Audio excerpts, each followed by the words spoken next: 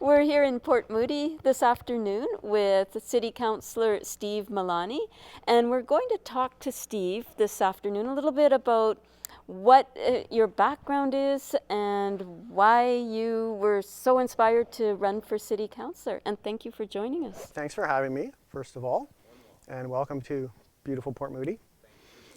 And the reason I ran was I didn't quite like the way I saw the direction headed for Port Moody.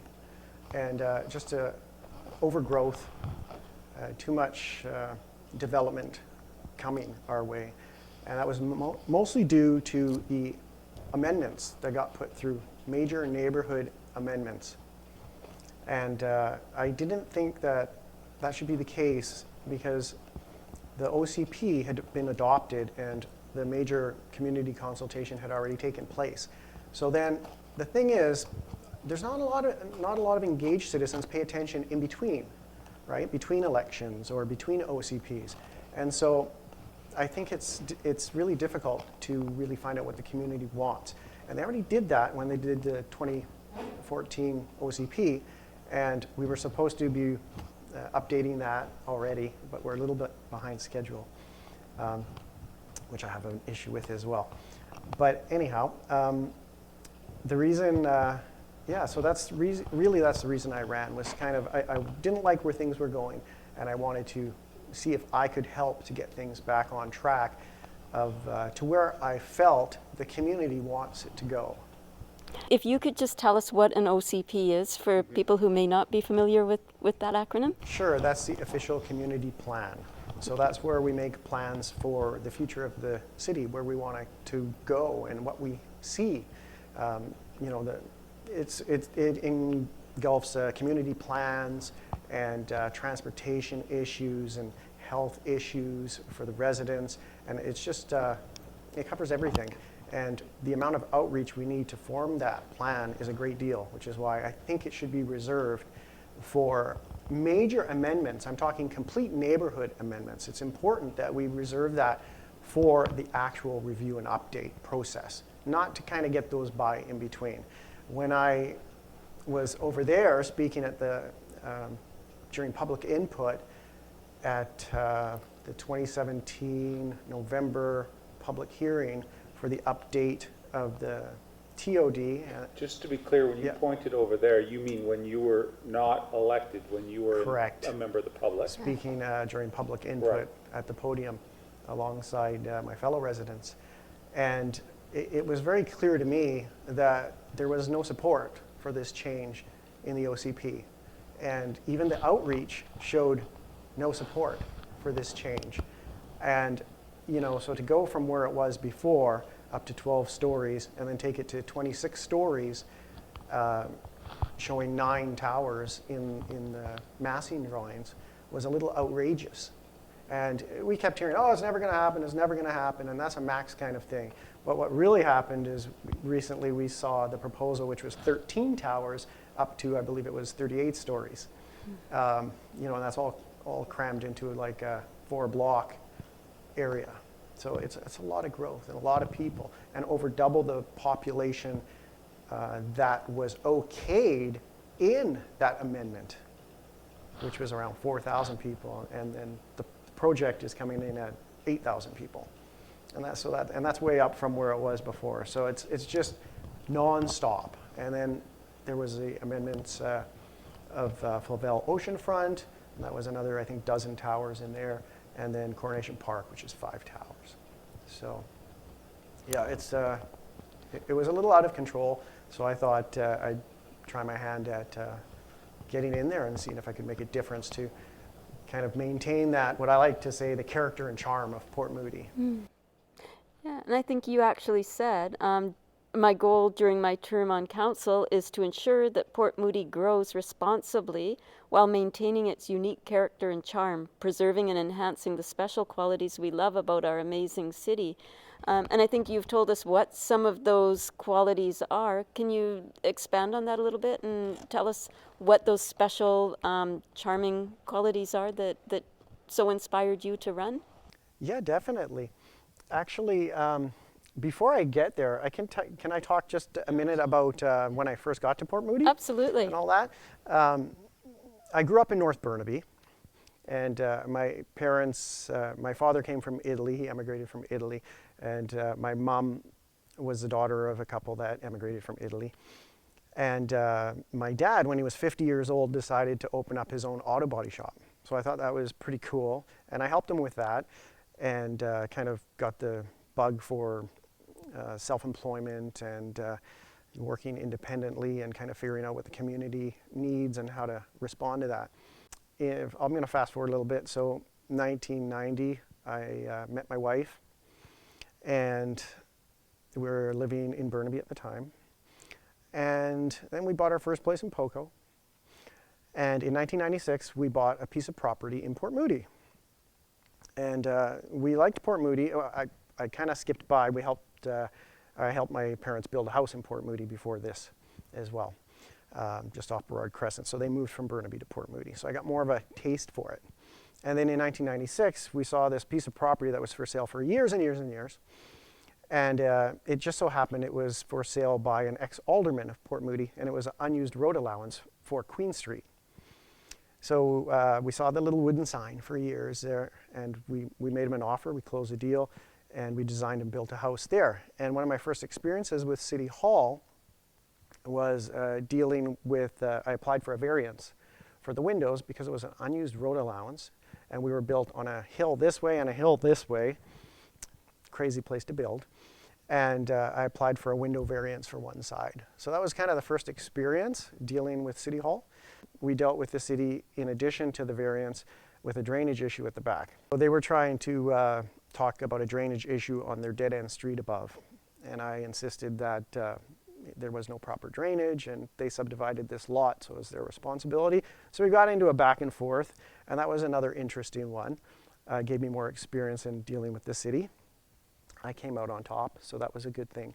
From there, we ended up loving it and the unobstructed views down to Golden Ears. But we thought, you know what, we want to get on the flat area so we can park a trailer and travel trailer and whatnot.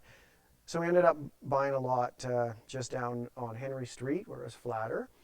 And we built another house there. Then I got to deal with the city again. We found out we had an unregistered sewer running right through our property. And so this was kind of a shock to us, and the city wanted to put in a 10-foot right-of-way, and which would have eliminated our house plans altogether. We would have had to gone back to the drawing boards. So we ended up settling with them after a lot of back and forth negotiation on an 8-foot right-of-way, so that we could just, instead of centering our house, we could move it off to the side a little bit, and we would not have to go back to the drawing board. They were a little reluctant at first, but I guess I convinced them. And so we were on the same page once again. And then, so that's more experience dealing with kind of city procedure. And even before that, I'm going back to St. George now, but a neighbor was walking by, and she told me, hey, you should think about joining the Moody Center Community Association, which I did.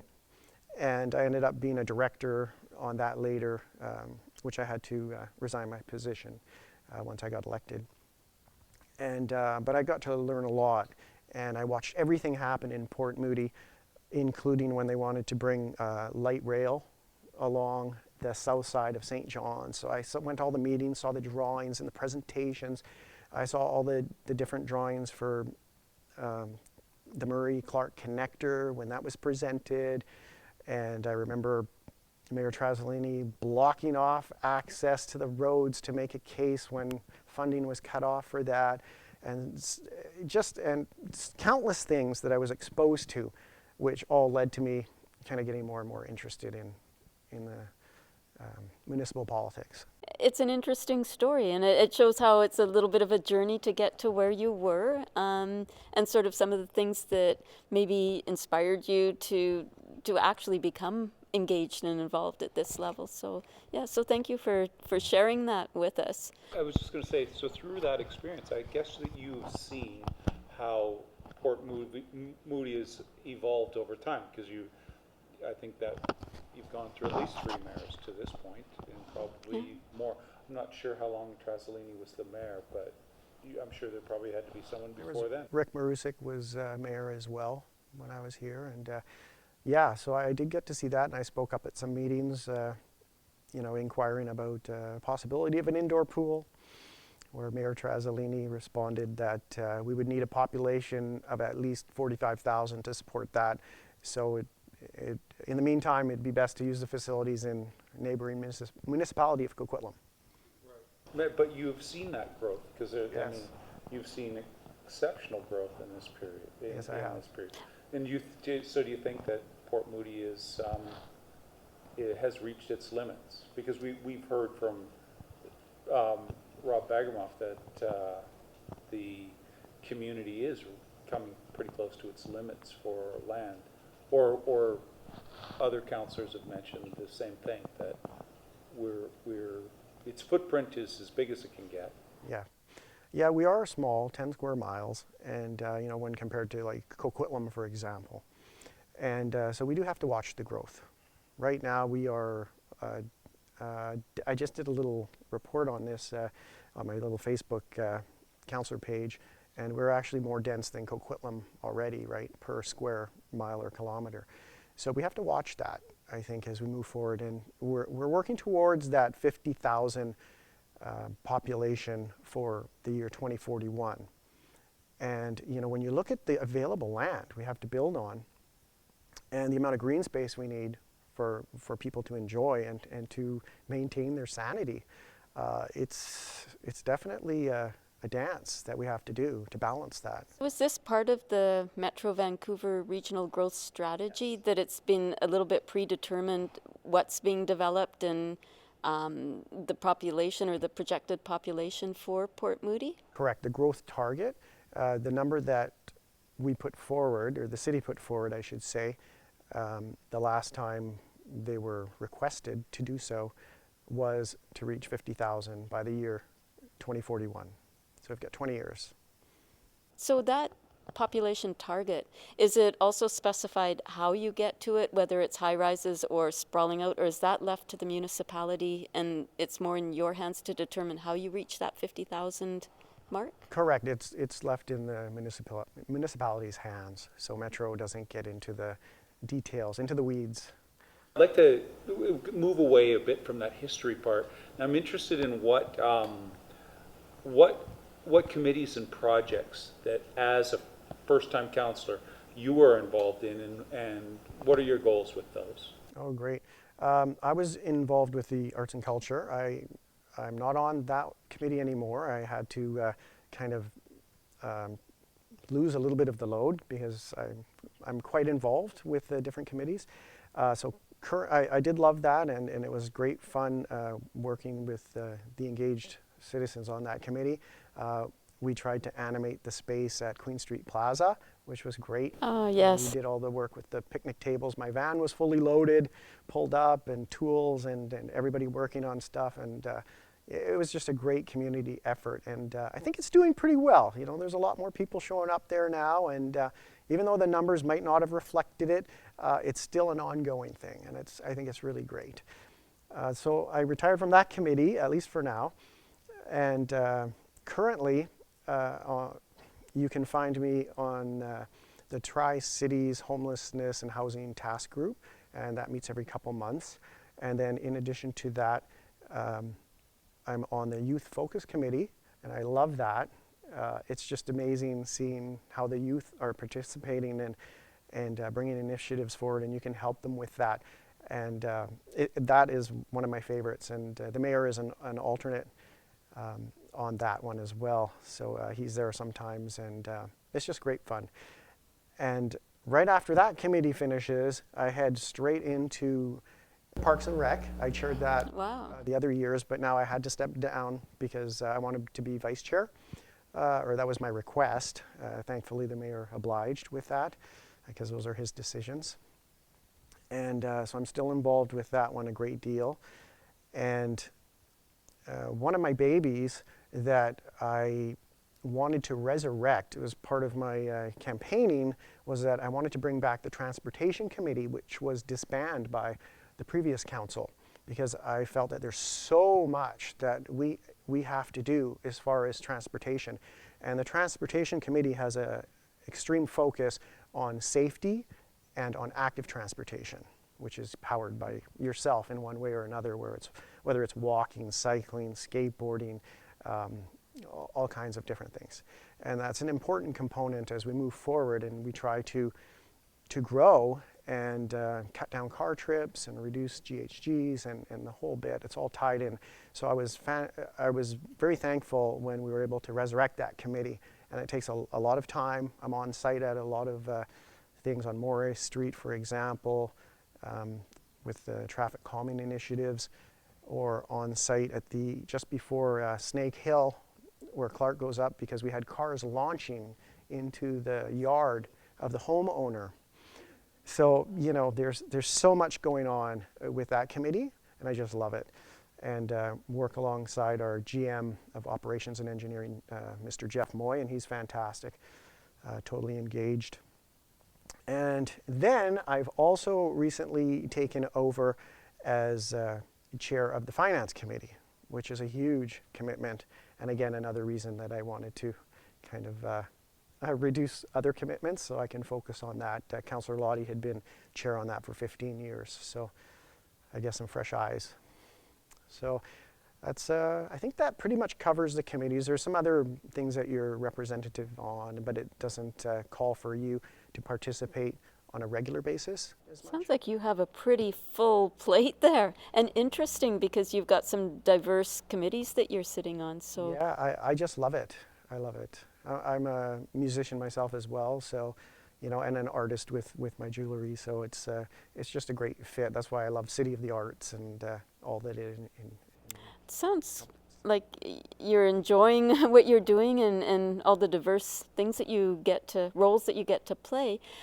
You're about halfway through your first term. What do you have that is still a burning desire that needs to be done? Like what's left that you really want to see done before the end of this term? Oh, definitely the completion of the OCP, the Official Community Plan.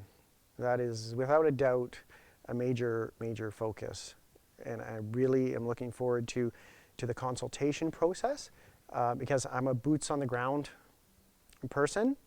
And I walked here today, the 3K, and I can take a car if I have a vehicle at my disposal. I'm fortunate enough, but I prefer active transportation, and that's a huge component in the OCP as well, as is the development of the various neighborhoods, and just seeing that we were able to form a clear vision, and one that the entire community will embrace. Yeah, it must be exciting to be part of that and knowing that you're shaping sort of the future of Port Moody. Oh, it is. And it's something I don't take lightly. We're going to talk a little bit about climate action.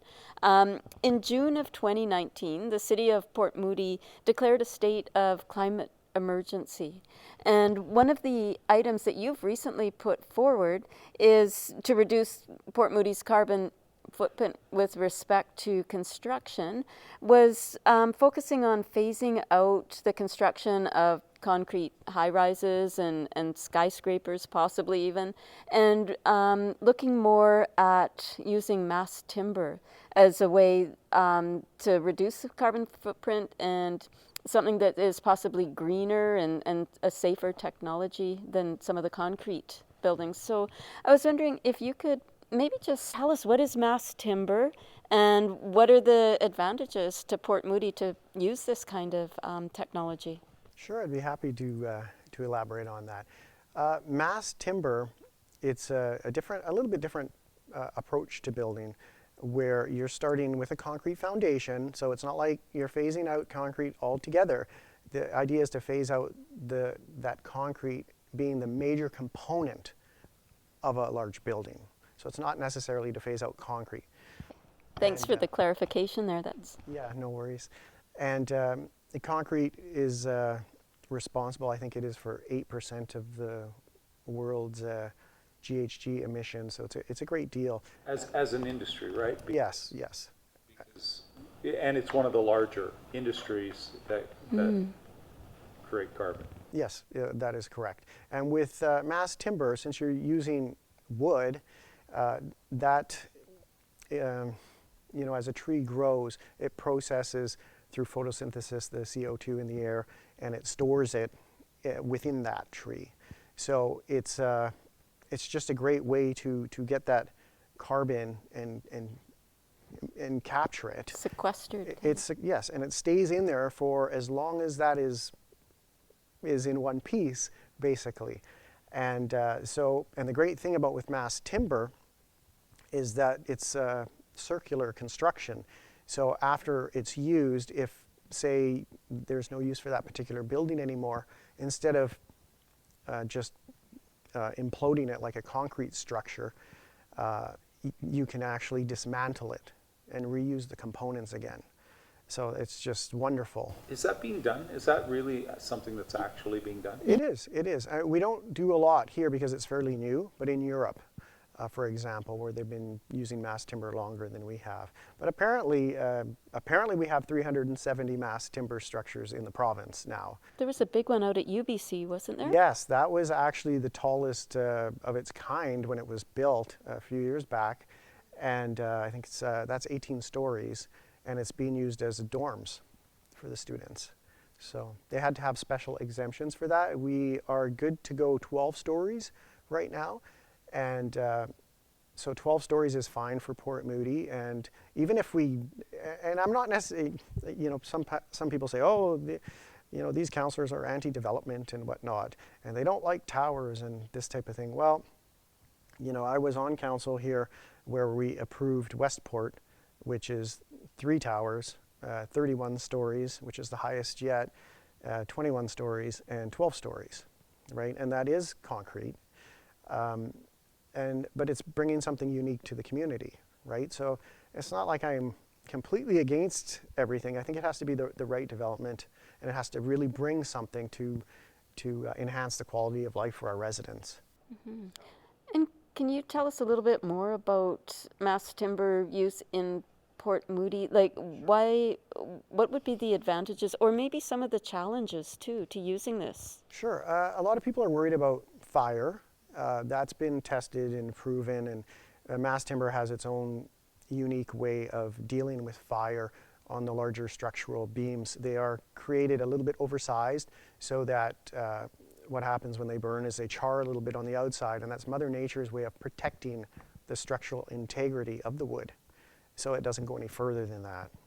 So that's been all tested and addressed in multiple reports, and which is why it is slated to be on the Canadian building code, but that got delayed due to COVID, so it's in there.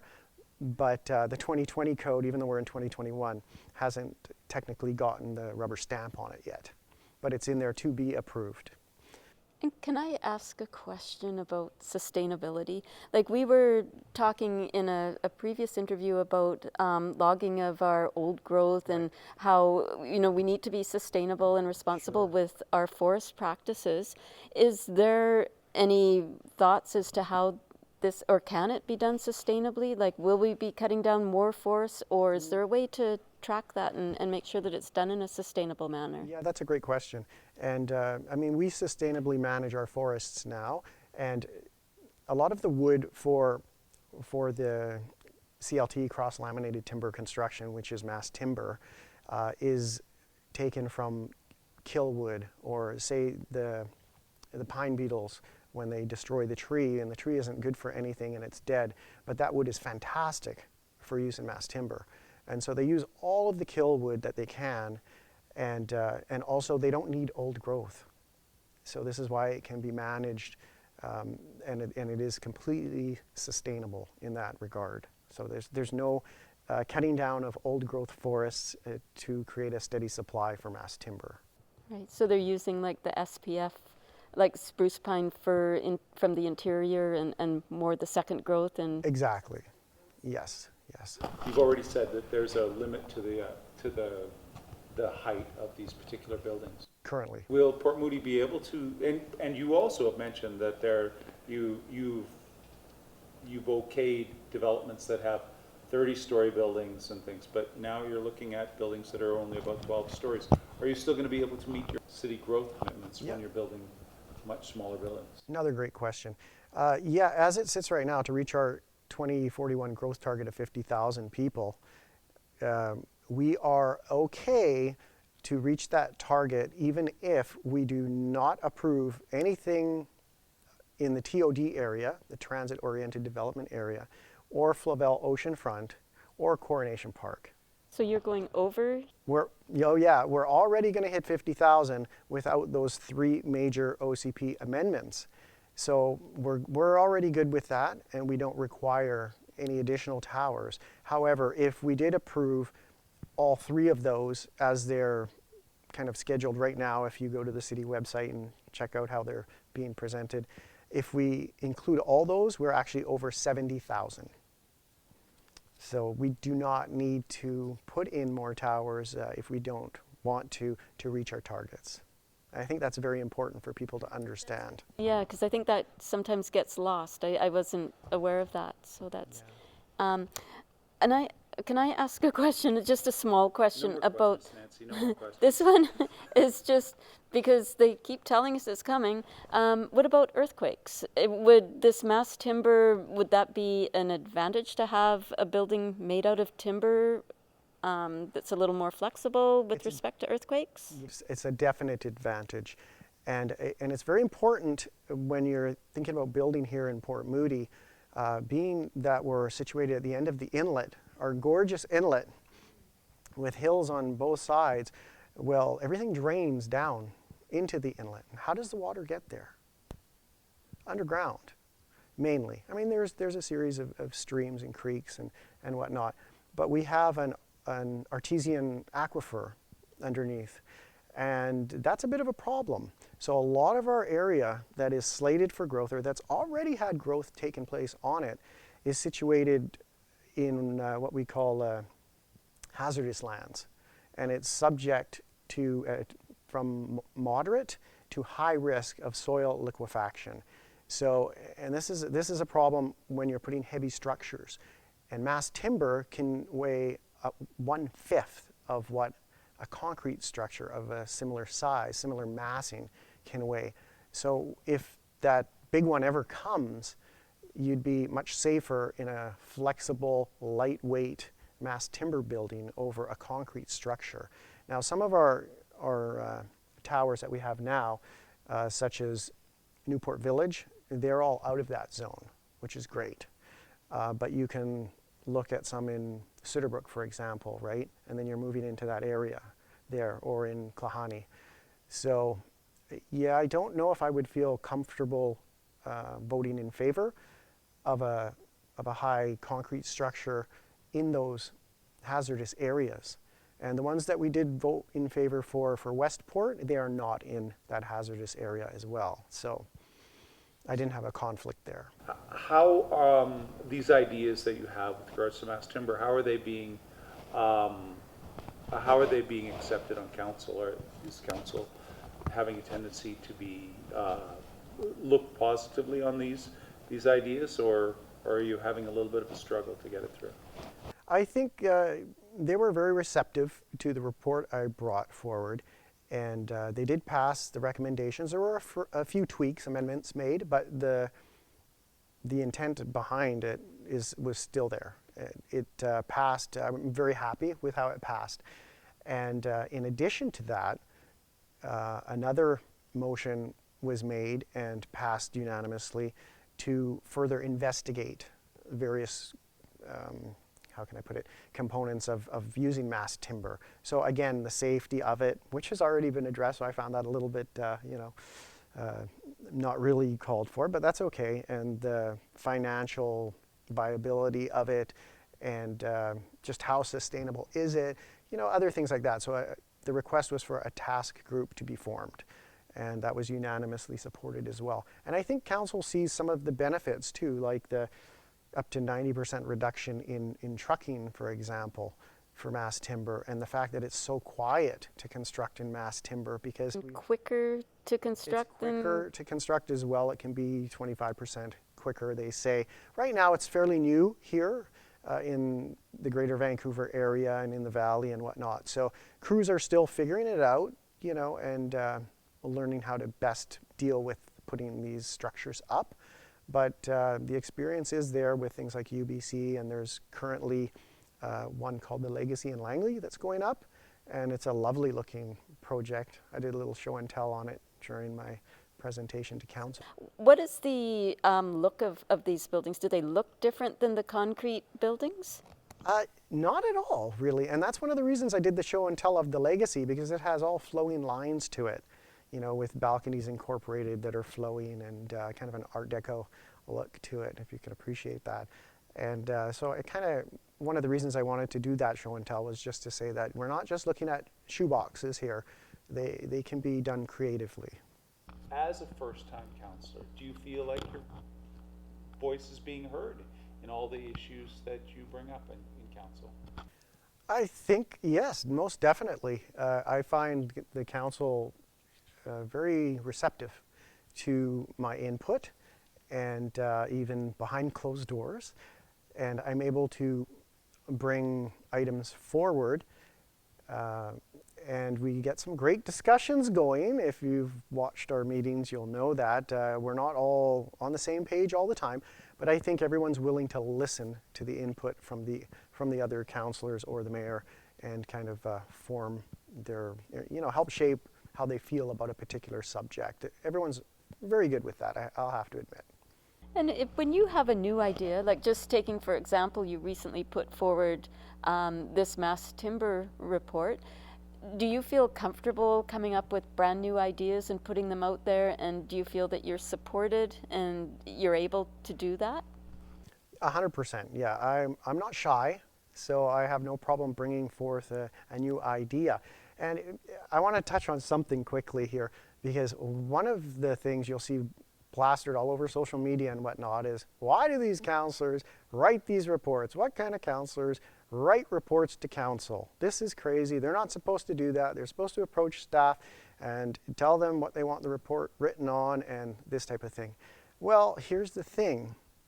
We cannot direct staff, we can't action them to do anything unless it's as a body and we have approved something, and then staff can action on it. So, you know, it would be great if we could just say, hey, I want to, you know, can you write this report on, you know, mass timber, or, you know, I want to redo the noise bylaws, which was a huge one, but I can't do that. So I have to bring it to council. I have to write that report so that council can agree that, yes, this is a good idea, let's move this forward to staff, because it takes staff time, right? So we can't just willy-nilly ask staff to do anything. We just can't do it. It's. Can you not put forward a motion to ask and then get agreement from your fellow councillors to have them do that? Well, that's the natural or the regular way you would do something like that. Right, but in order to put that motion forward, you put together a report. You're kind of in a, stuck in a... Yeah, I'm trying to simplify things further, you know, as I go forward, but sometimes I just feel you have to explain, you know, what you're after. If you're going to present a motion, you have to explain why you're presenting that motion. Otherwise, how is the conversation going to get started? So you're bringing the evidence forward to support your motion and to bring it forward. And also, it sounds like you're saying that staff don't work for you. So you can't say, go and approach staff and say, can you write this report for me? Absolutely. If you're a resident, you know, you can call up staff and say, hey, can you know, I want to know this, and can you do this? And we're actually not allowed to do that. How do you communicate with staff? We communicate through our city manager, Tim Savoy. That's our main contact. The only other real contact we have is if we have a staff liaison on a committee. And then we're in more contact with that staff. So there's a line of communication that you would normally follow there? Most definitely, yeah. Everything goes through Tim is pretty much how it goes. And then he can decide how best to move it forward, right? So he's the one that delegates to staff and uses the resources, like he figures out how those resources are going to be used? Sort of, yes. He will answer as best he can, or he will reach out to staff for bits and pieces of things. But if it's a major thing like the reports, what I've been preparing reports for and asking for staff, he will not reach out to staff and say, you know, prepare this report, because that has to be under the direction of council. Right. But you can ask him, so I find this fascinating to have a little tiny look into how you might be able to work with the city staff. So if there's a piece of information that you want, though, do you go through the city manager to get that information? If there's something that you want to know in Parks and Rec? Yes, I go through the city manager. You'd go through the city manager. You wouldn't necessarily directly go to the staff to find that information out. No, I would not. No, there's kind of a rule of thumb. If you can have a less than 5-minute conversation with somebody on staff, that's okay. Right. To ask them for a piece of information. Yeah, like 5 minutes is the cutoff, and anything else that you should go through the city manager, because you could be wasting staff's time. And staff is very busy. They have a lot on their plates. We run a fairly tight ship in Port Moody, being that we're a self-sufficient city with our own police force, our own library, a lot of things that we have to cover with our $45 million budget. So. Right. Well, given all the stress and strain of you know, having limited resources, do you feel that overall it's a respectful workplace, like both for staff and you and your interactions?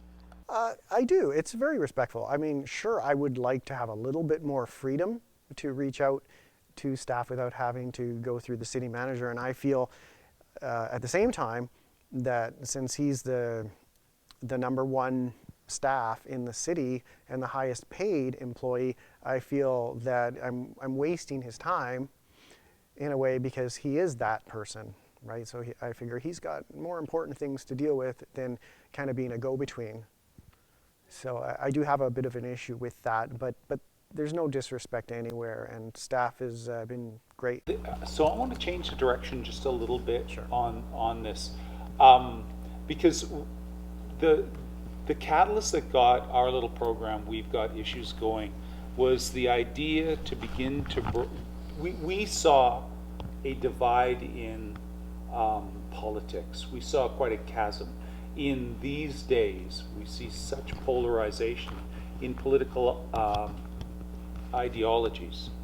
So I think my question to you is, like, do you think that ideologies play a part in a municipal situation, in the one that you're in? And what does that look like, and how do you address that yourself? Like, how is that working, creating impediments for you, or are there strategies that you're using with which to solve them? I know that was a lot of questions.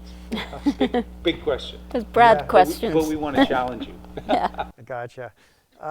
Well, you know, I mean, ideologies, yes, I see how they work themselves into the equation, of course.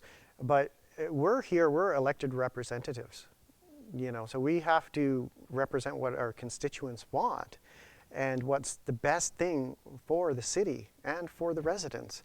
And so I'm just focused on that all the time. I don't really, I have to put a lot of times personal things aside and ideologies, and focus on what's best for the city, what's best for the residents, and move forward that way. And that's why, you know, I get a lot of, I hear a lot of comments, and when I mention that I knocked on a lot of doors, you know, well, I did, and I still do, and I love to hear what everyone has to say. For example, I'm walking, or I was at Black Sugar Cafe the other day, and I was talking with a resident, and my daughter, I saw her walking by, so I sent her a message, hey, I'm over here, come over and meet me, and I'll buy you a treat. So we did, and then she came in, and she's like, do you know everybody here? Like, and so we were chatting as we were walking home, and she's like, you saw people greeting me on the streets that I knew, and she's like, do you know everybody walking down the street? And the mayor calls me Mr. Moody Center. And it's just, you have to reach out. You have to be in touch with the people. And it's almost like sometimes I feel I'm getting chastised for that, but that's why I'm here, right? So ideologies aside. Being connected to your constituents sounds like what you're saying is your main, like, it's very important to you, right? It is. And I do whatever it takes to get answers for them, as our city manager will no doubt attest to. As soon as I got elected, a lot of people were complaining to the rec center about why is the steam room still closed, the jacuzzi room, and these renovations, what's going on? This is taking too long. So I reached out to the city manager and I said, I would like a tour of the renovations and to find out why this is taking so long and why we're over budget. And he was like, he said, he goes, that's not something a councillor would normally concern themselves with, but sure, I can make that happen. And he said, of course, I'll have to invite the rest of the council. I said, of course, right? And sure enough, we set it up, got our steel-toed work boots on, our hard hats, and those of us who were interested to joined in, got the full tour. This is what's happening. This is what's getting fixed. This is why it's taking longer. These are problems we came across. And, it's just boots on the ground. You have to be in touch. Yeah, it sounds good information for everyone to have as well. If they're, if somebody asks them as well, they're armed with the information that is a result of you reaching out, right? Yeah, you have to. You always have to ask why. I am impressed at how hands-on you approach what you're doing, and I'm also impressed with the work that you do to bring emotion forward, how prepared those things are, and being somebody who's from an environmental background, whose interests are environmental, I'm impressed with the initiatives that you brought forward. I'm kind of interested in where you think the city is on some of the issues that are important to you, and what you see going forward. Like, are you going to be one term? Is your work done, or what's your vision for the future? Where do you want to see the city go, and what's your next big thing? Wow. I know, lots of questions. That is. That's a whole bunch of questions rolled into one. Pretty much what I've talked about is I'm really focused on improving the quality of life for residents, and one of them is mental health, moving people forward in a way that they're going to be happy with this community, right? And especially now dealing with the pandemic and whatnot. And one of the things I did, another report, was noise bylaws. When I learned that we allow construction from 7 a.m. till 8 p.m. Monday to Saturday, I thought, this is crazy. And we received nothing but complaints about construction late at night. And with people spending more time in the residences because of COVID, this is not gone well. We have large concrete towers getting constructed and just nonstop noise. So and I know things have to move forward. I'm not against construction by any stretch of the imagination. So I proposed just 7 a.m. till 7 p.m., but Monday to Friday. So it's just a slight taper on that, because I understand stuff's got to get done. But Saturdays, 7 a.m. till 8 p.m., no way. So I proposed 9 to 5. Again, allowing a full day in there, but giving people some sanity.